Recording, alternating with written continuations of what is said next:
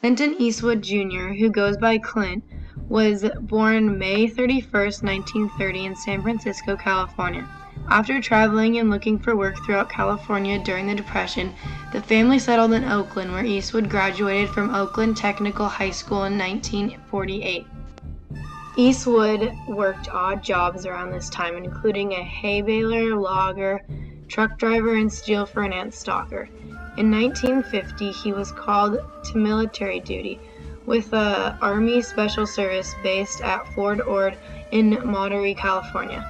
While in the Army, Eastwood met actors David Jansen and Martin Mullner, who convinced him to move to Los Angeles in 1954 after he finished his military duty.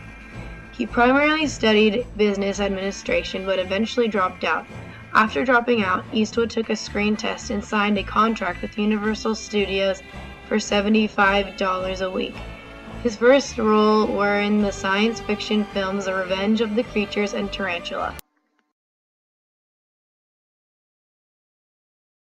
And at the rate he's going, sometimes I wonder if there is any difference. Hey, Doc, would you come here a minute? Sure. Come on, boy. Doc, didn't you say that among the lower animals there were no natural enemies as long as they were well fed? Yeah, something like that. Well, maybe so, Doc, but there were 4 rats in there when I changed my lights. Now there's only 3. It's my considered opinion that rat number 4 is sitting inside that cat. Are you sure you fed them all this morning? Sure, I always feed them.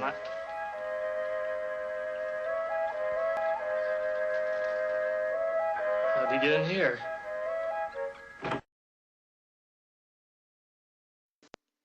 Eastwood's rugged looks landed him the role of Rowdy Yates on the CBS TV series Rawhide that aired in 1959, which ran for 8 seasons. In 1964, Eastwood went to Italy to star in a trio of westerns directed by Sergio Leone.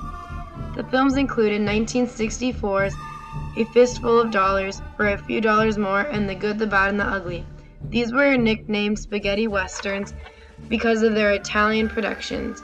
These films gained worldwide popularity, and Eastwood became internationally known.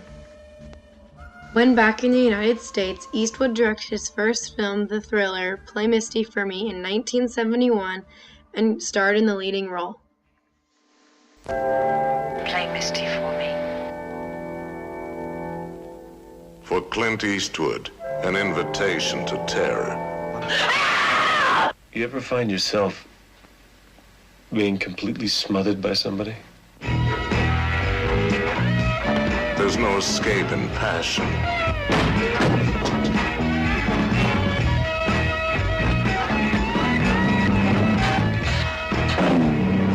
There's no escape in speed. There's no escape from terror. You will change your accent. Nobody asked you to wait for it. You're not jumping me, Buster Blue Eye! Get off my back, Evelyn. Play Misty for me. Get off my back. Play Misty for me.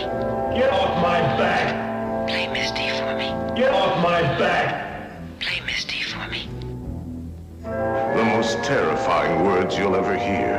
Play Misty for me. The screen's most frightening plunge into terror. Have to get you all nice for David. I hope he likes what he sees when he walks in here. Because that's what he's taking to hell with him. Just hope we're lucky enough to grab her the next time she tries it. Tries what? To kill you. The next scream you hear will be your own.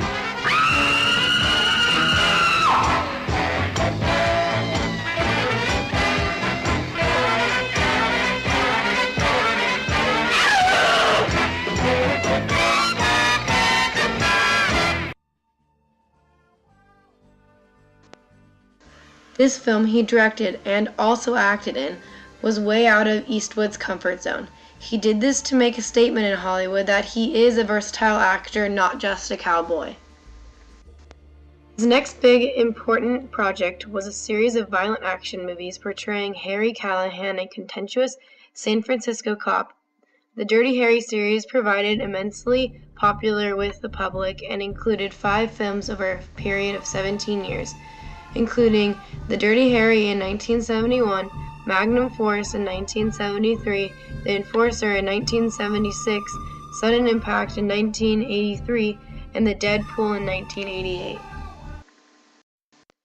Eastwood went on to direct the Charlie Parker biopic Bird in 1988, for which he won wide critical acclaim. He also earned accolades for directing and producing the 1992 Western Unforgiven, which won an Academy Award for Best Picture. Give it to me. Yeah, sure.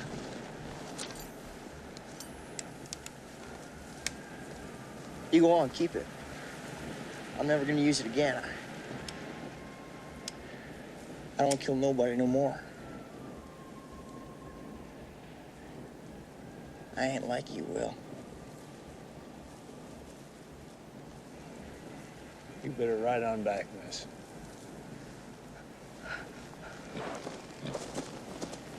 Go on, keep it. All of it. It's yours. What about the spectacle and the fancy clothes? I guess I'd rather be blind and ragged than dead. You don't have to worry, kid. I ain't gonna kill you. You're the only friend I got.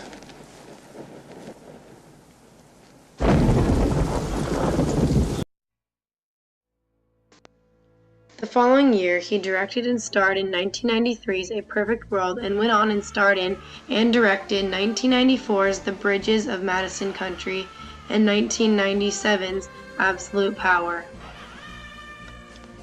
He directed Midnight in the Garden of Good and Evil in 1997 and produced, directed, and starred in the 1993 thriller True Crime. August of 2000 saw the release of another directional and acting project for Eastwood, Space Boys. He then directed the haunting and award-winning Mystic River, which was released in 2003. 2 years later, Eastwood won both an Academy Award and Golden Globe for his work of the film $1 Million Baby.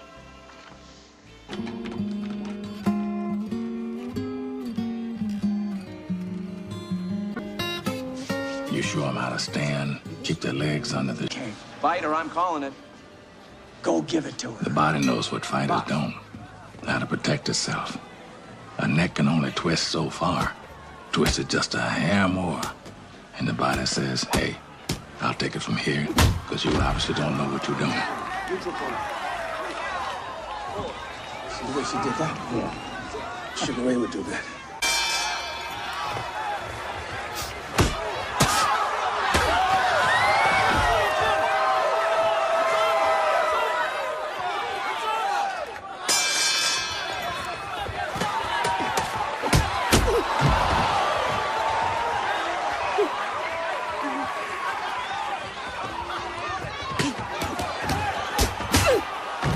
Didn't take Maggie long to hit her stride. This film, $1 Million Baby, won the Oscar Award for Best Picture. The same year, Eastwood received the Life Achievement Award for the Screen Actors Guild in Los Angeles. $1 Million Baby was a huge change for Eastwood. It was a huge jump from a cowboy to a boxing coach. As Eastwood gets older, he likes to expand on the types of genres he creates.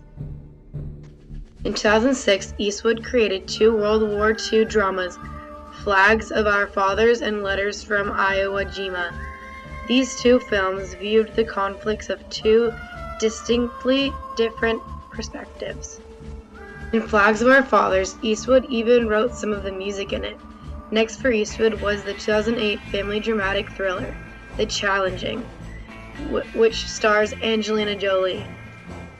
Several widely acclaimed directional projects followed, including 2008's Gran Torino, 2009's Invictus, and 2011's Edgar.